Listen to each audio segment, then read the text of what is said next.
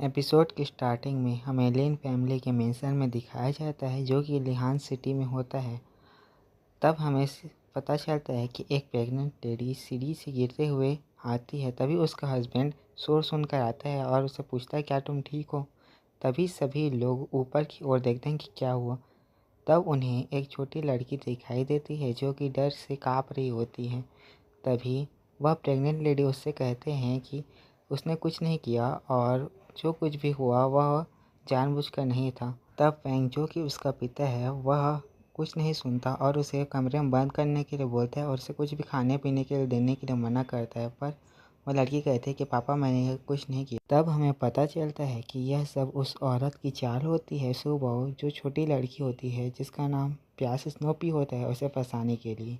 तब स्नोपी रूम में अकेले बंद हो रहती है और उसने कहता है कि मैंने उसे धक्का नहीं दिया और यह सब उसके साथ क्या हो रहा है यह सब उसी बारे में सोचती रहती है और अपनी मम्मी को याद कर कहती है कि स्नोपी ने कुछ भी बुरा नहीं किया और वह उसे नहीं मानेगी कि उसने उस लेडी को धक्का दिया। अगली सुबह कोई इसे ज़मीन पर फेंक देता है और पता चलता है कि यह उसका पिता है और उससे कहता है कि तुम अभी तक उठी नहीं, अभी तक सो रही हो। तब स्नोपी कहते हैं पापा मुझे भूख लग रही है, पर वह उसकी एक भी नहीं सुनता और उसे एक बड़े लकड़ी से मारने लगता है और उसे कहता है कि तुम्हारी वजह से तुम्हारे छोटे भाई की जान चली गई। और स्नोपी कहते हैं कि पापा मैंने कुछ नहीं किया। तब उसका पिता कहता है कि तुमने नहीं किया तो किसने किया? क्या वह अपने आप गिर गई होगी? वह तो 6 महीनों की प्रेग्नेंट थी, उसका गिरने से उसको क्या फ़ायदा होता? उसने अपने बच्चे को खो दिया।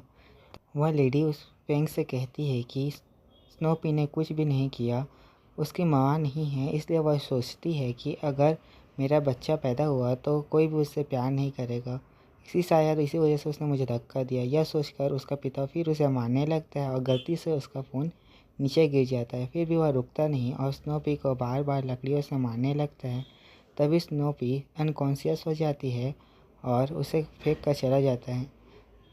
तब वह अपनी कंपनी के बारे में सोचता रहता है। तभी स्नोपी घिसटते घिसटते उस फ़ोन को उठाती है।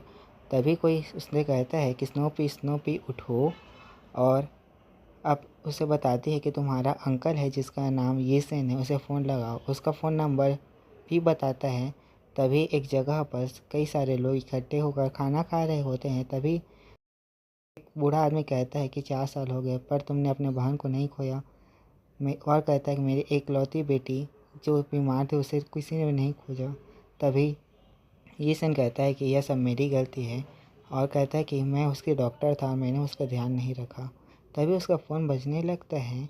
तब येसेन सोचता है अगर उसने इस सिचुएशन में फ़ोन उठाया था पिताजी उसको बहुत डांटेंगे। तभी वह बूढ़ा आदमी से कहता है कि फ़ोन उठा लो, पर यह मीटिंग होती है। तभी उसके पिताजी उसे कहते हैं फ़ोन उठाओ और उसे स्पीकर पर रखो। तभी एक उधर से एक छोटी बच्ची बात करती है, मैं स्नोपी हूँ, मेरी माँ का नाम सू जिन यू था।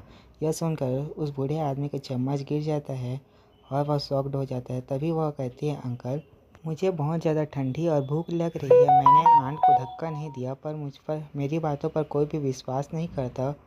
पापा ने मुझे घर के बाहर दरवाजे पर खड़े रखने के लिए सजा दी है, आप मुझे आकर बचा सकते हो। तभी वह येसेन कहता है तुम कहाँ हो, और यह तभी फ़ोन कट हो जाता है।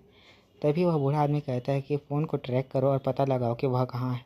और यहीं पर हमारा चैप्टर 1 यानी एपिसोड 1 ख़त्म हो जाता है।